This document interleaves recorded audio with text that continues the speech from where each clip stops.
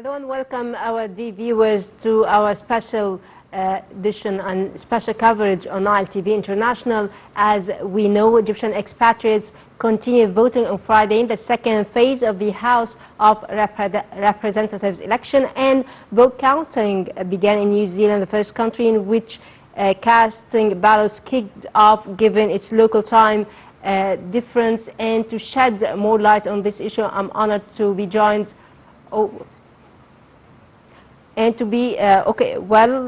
voting, as we know, started since 9 a.m. in 139 polling stations at Egyptian diplomatic missions in 117 nations worldwide, according to the local time of each country, and a heavy voter turnout was observed in Arab countries such as Kuwait, Saudi Arabia, and the United Arab Emirates, along with some European countries, including France and Italy.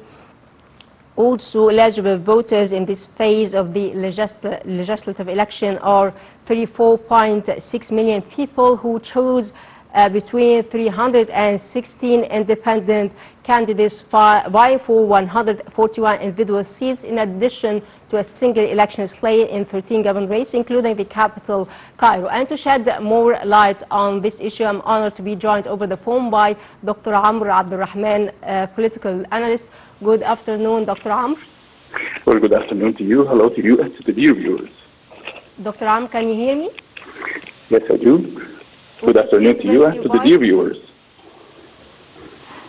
Well, Doctor, as we know, Egyptian expatriates continued voting on Friday in the second phase of the House of Representatives election. I would like, Doctor, to know more from you about the significance of Egyptians' participation in the elections. I believe this is a crucial time and a crucial stage of our own political history. Today, we are witnessing the time of silence electionally, and of course, we are waiting for lots of results of the procedures were taken already in that matter. I believe that the previous stage has shown lots of observations, and I believe throughout that stage we have realized that the public awareness has been raised to the highest level, and that's why we have witnessed more procedures to guarantee a transparency, more transparency in the election operation, as well as demands of looking for better procedures. We have seen that if we have neglected the public opinion, people feel they have some negative feelings towards the operation. But on the other hand, some good decisions were made, and of course we are agreeing on one concept here, which is we are seeking for the candidate who is representing truly the agenda of the people, the dreams of the nation, and the hopes of the Egyptians towards many cases, whether domestically or for the file of foreign affairs, especially that we are already targeted by many challenges and threats all over our own strategic borders.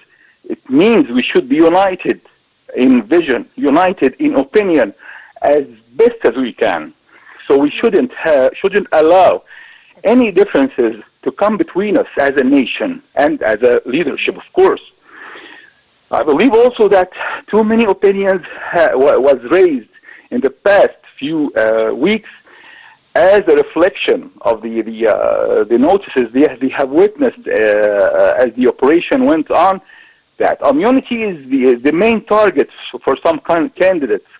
So I believe that without that option, I believe we will see a better operation, better elections, that who wants to serve the people, not himself, who wants to save the nation not his agenda.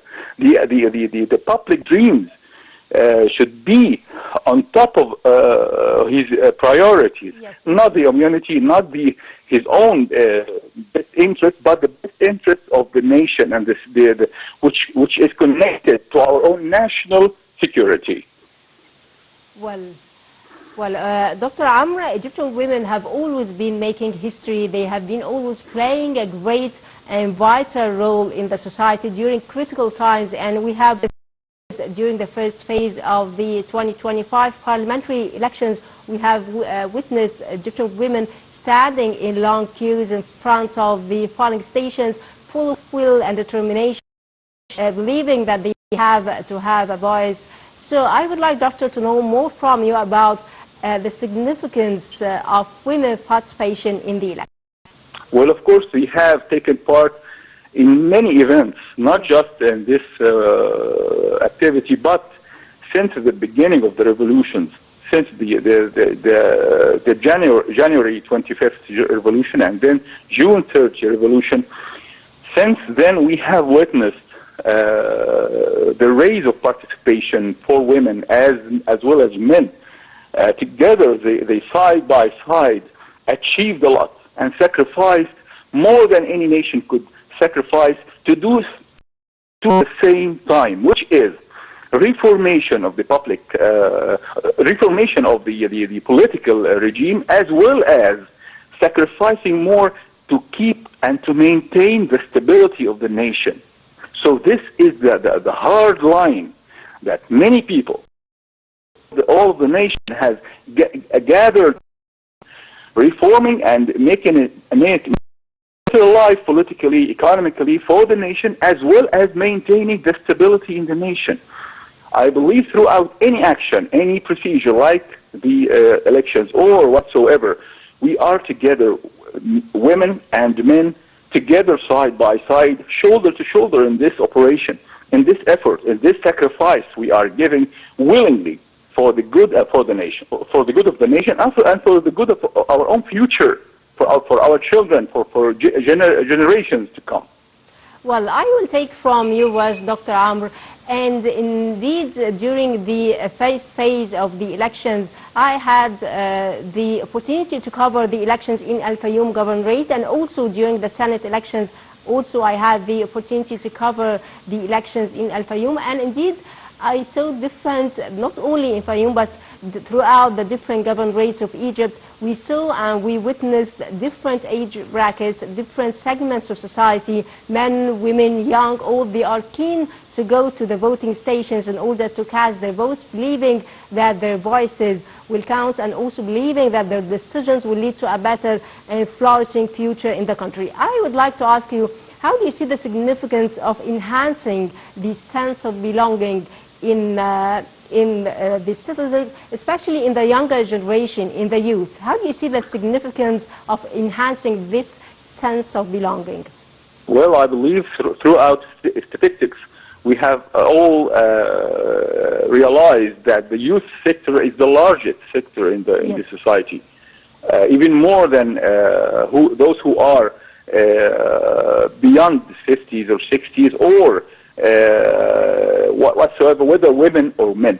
The youth sector is the largest sector, and it deserves the best attention and care by those who are responsible to raise the awareness of those youth, because they are our own future and even our own present. Today we have witnessed too many youth. They are asking, they are wondering, they have questions, and those questions should be met with answers, legitimate answers, fulfilling answering for all the questions they can have in their own minds. Especially that too many things to be done in raising the awareness even more, especially for the youth. We don't need to have this gap between the generations, or gap between the media and the minds of the youth. Especially, they are more connected to the internet, more connected to to some websites. Maybe they deliver them bad news, manipulated news to manipulate their own minds. I believe throughout the legitimate and the official speech by the official media can give them the right speech and the right information they seek, and that's how they can have the base of making a decision, the base of how to choose between a candidate or another. Yes, to raise their awareness. Yes, of course. Yes. This is the most important thing. Some youth, they think they know it all just because they are connected to the internet, but this is not enough. Yes. There are places like the official media to support them with the righteous knowledge, with the right information, to have their own ways of choosing according to the right basis, not just this or that website. Also, we have to make the people, especially the youth, are parts of the operation, political operation. Yes, they have to be a part of this from the very early stages. Also, Doctor, we have seen that there is coordination between the National Election Authority and the embassies, and also the National Election Authority and Councillor Benderi said that there are facilities offered to the citizens, to the elderly, to people with special needs in order to facilitate their or casting the votes. How do you see the coordination between the NEA, the National Election Authority, and also the different embassies for the sake of facilitating the voting process? Well, according to the information I've got, I believe there is a high coordination and a high level coordination between between all those who are responsible for this operation abroad. And I have always this very strong feeling that the Egyptians abroad are even more connected, more anxious to take part and to observe and to be a part of the events within the country, their own homeland. That explains their persistence to give their votes, to take part in the elections, and to be concerned about their own homeland critical files. We are going through a critical phase, and we are surrounded by too many challenges. Together, Egyptian within or abroad homeland, we are having this very same feeling of concern about our own homeland, and that's the true base that we can build up our own actions towards our own homeland, especially in such elections. Great. Dr. Amr Abdurrahman, a political analyst, I would like to thank you so much, sir, for your insights. And dear viewers, we will continue our coverage, a short break, and then the top stories on the top of the hour, and then we will continue our coverage, so stay tuned.